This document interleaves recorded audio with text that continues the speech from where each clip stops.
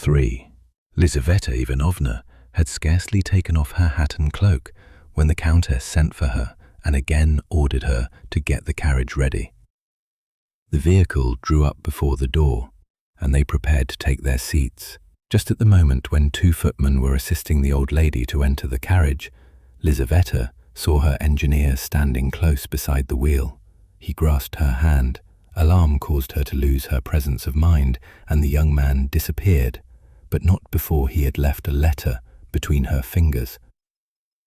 She concealed it in her glove, and during the whole of the drive she neither saw nor heard anything. It was the custom of the Countess, when out for an airing in her carriage, to be constantly asking such questions as, "Who is that person that met us just now? What is the name of this bridge? What is written on that signboard?" On this occasion, however, Lizaveta returned such vague and absurd answers that the Countess became angry with her. "What is the matter with you, my dear?" she exclaimed. "Have you taken leave of your senses, or what is it? Do you not hear me or understand what I say? Heaven be thanked, I am still in my right mind and speak plainly enough." Lizaveta Ivanovna did not hear her. On returning home, she ran to her room and drew the letter out of her glove. It was not sealed. Lizaveta read it. The letter contained a declaration of love. It was tender, respectful, and copied word for word from a German novel. But Lizaveta did not know anything of the German language, and she was quite delighted. For all that, the letter caused her to feel exceedingly uneasy.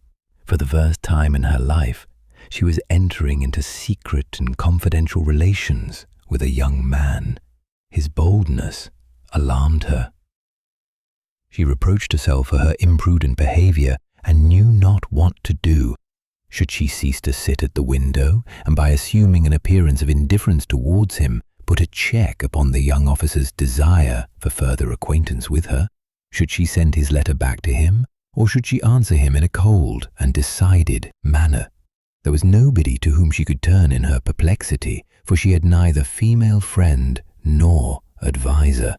At length, she resolved to reply to him. She sat down at her little writing table, took pen and paper, and began to think. Several times she began her letter and then tore it up.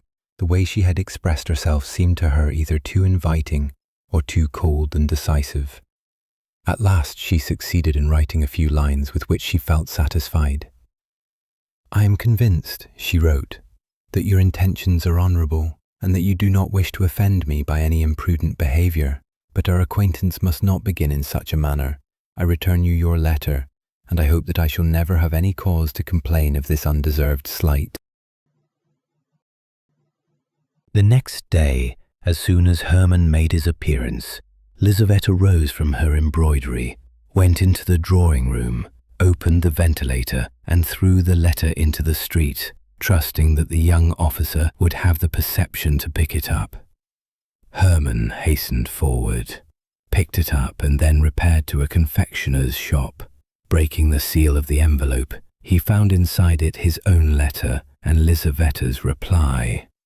He had expected this, and he returned home, his mind deeply occupied with his intrigue.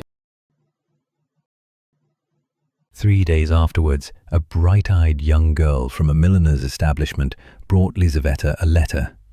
Lizaveta opened it with great uneasiness, fearing that it was a demand for money, when suddenly she recognized Hermann's handwriting. "You have made a mistake, my dear," said she. "This letter is not for me." "Oh yes, it is for you," replied the girl, smiling very knowingly. "Have the goodness to read it." Lizaveta glanced at the letter. Hermann requested an interview. "It cannot be," she cried, alarmed at the audacious request and the manner in which it was made. "This letter is certainly not for me," and she tore it into fragments. "If the letter was not for you, why have you torn it up?" said the girl. "I should have given it back to the person who sent it." "Be good enough, my dear," said Lizaveta, disconcerted by this remark, "not to bring me any more letters for the future, and tell the person who sent you that he ought to be ashamed." But Hermann was not the man to be thus put off. Every day Lisaveta received from him a letter, sent now in this way, now in that.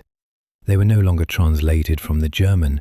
Hermann wrote them under the inspiration of passion and spoke in his own language, and they bore full testimony to the inflexibility of his desire and the disordered condition of his uncontrollable imagination.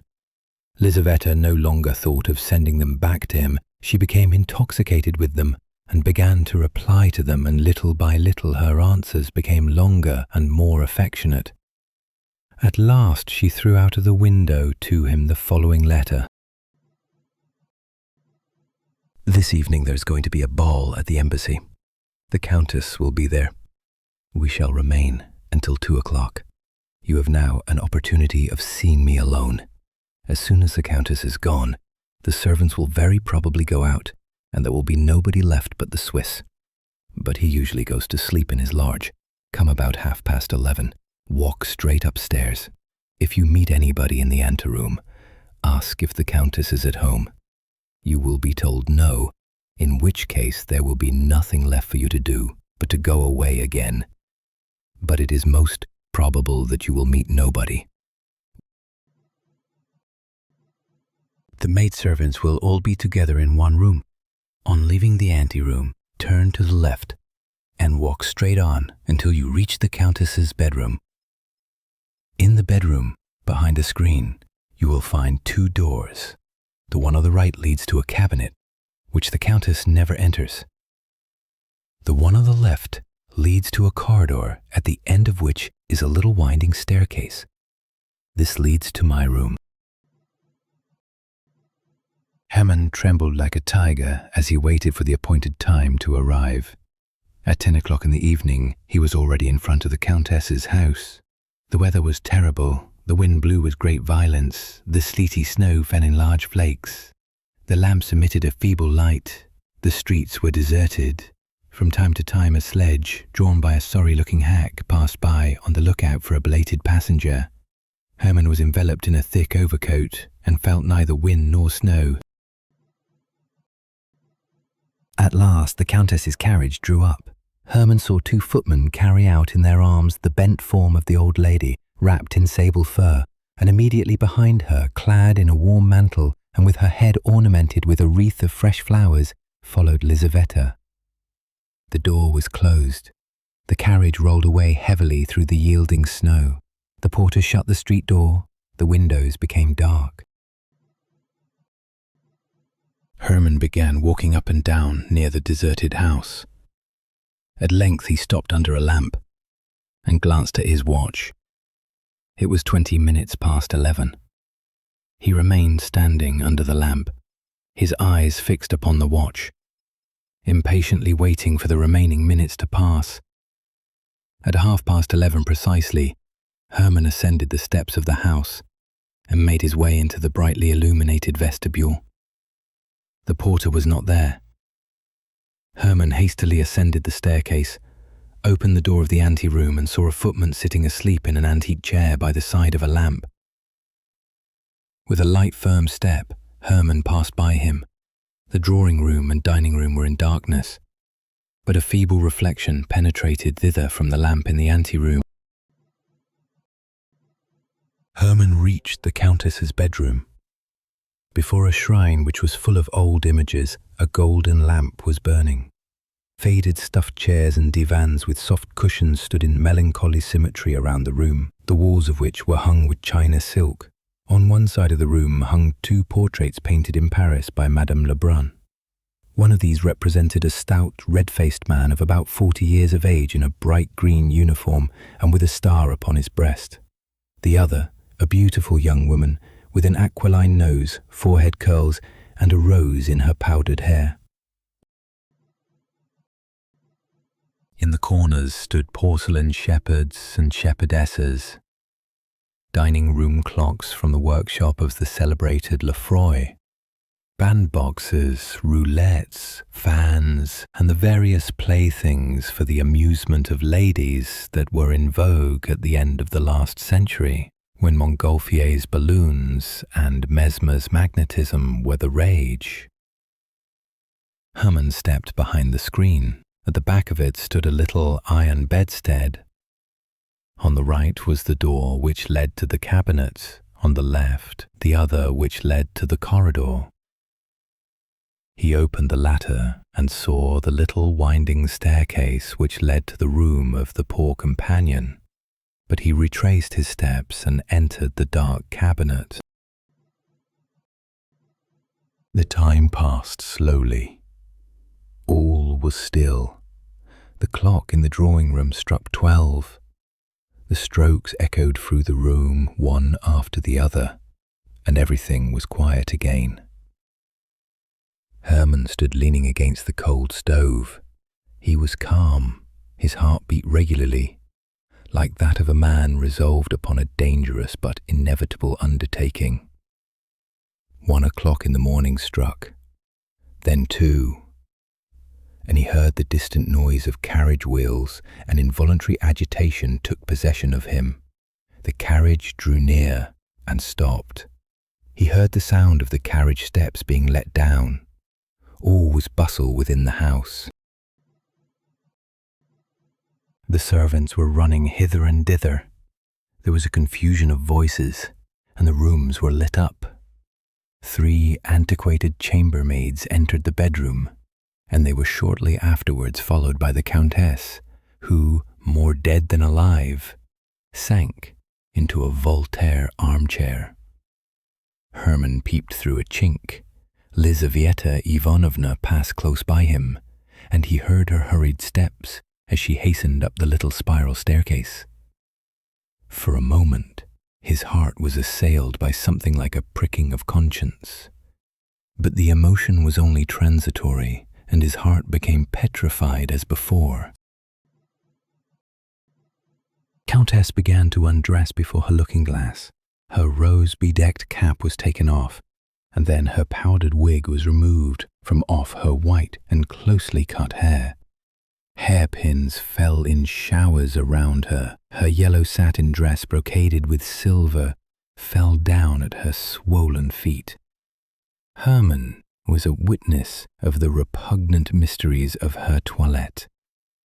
At last, the Countess was in her nightcap and dressing gown, and in this costume, more suitable to her age, she appeared less hideous and deformed.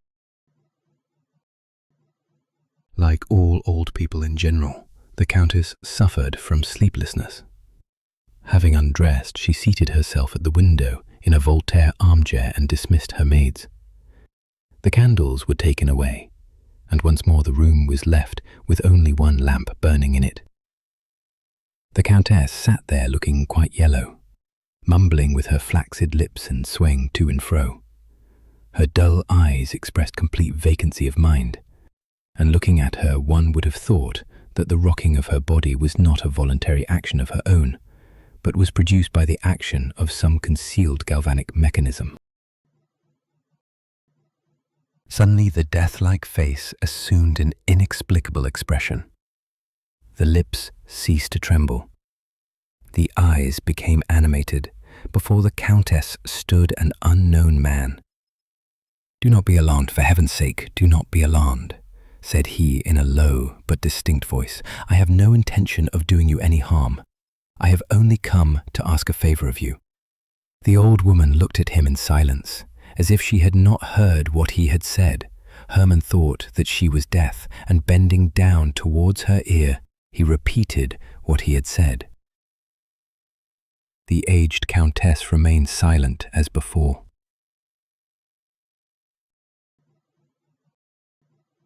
"You can ensure the happiness of my life," continued Herman, "and it will cost you nothing.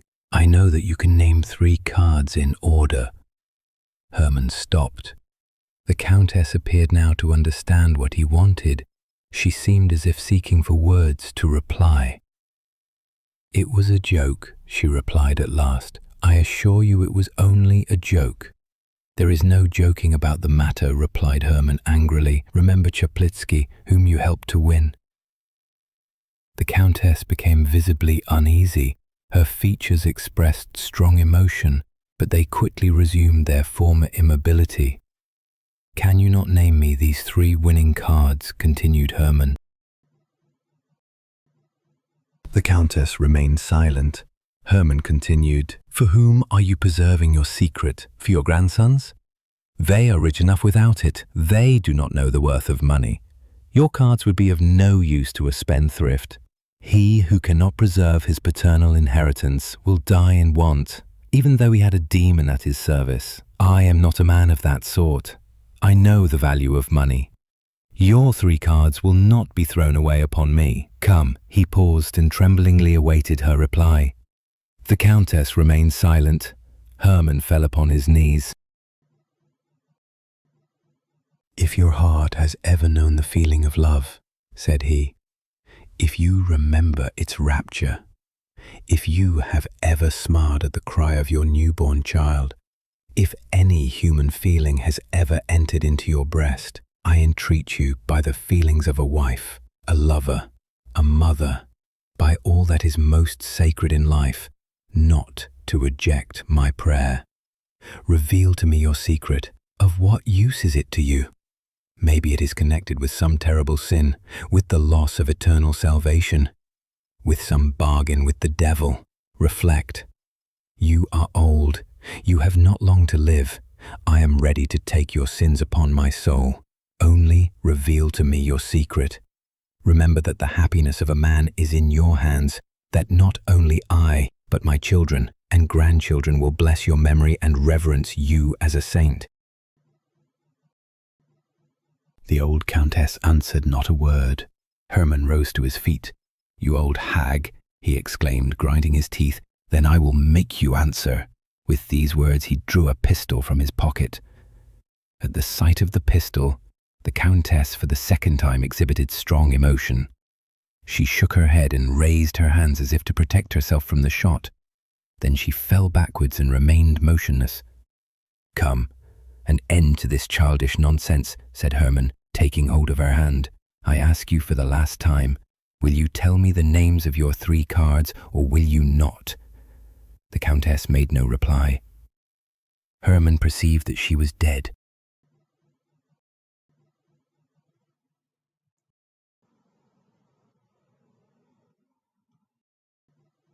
Part 4. Lizaveta Ivanovna was sitting in her room, still in her ball dress, lost in deep thought. On returning home, she had hastily dismissed the chambermaid, who very reluctantly came forward to assist her, saying that she would undress herself, and with a trembling heart had gone up to her own room, expecting to find Herman there, but yet hoping not to find him. At the first glance she convinced herself that he was not there, and she thanked her fate for having prevented him keeping the appointment. She sat down without undressing and began to recall to mind all the circumstances which in so short a time had carried her so far.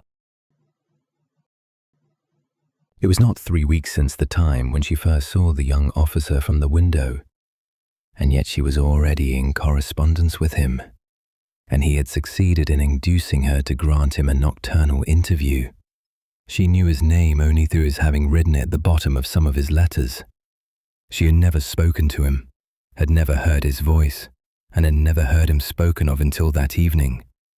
But strange to say, that very evening at the ball, Tomsky, being piqued with the young Princess Pauline, who, contrary to her usual custom, did not flirt with him, wished to revenge himself by assuming an air of indifference.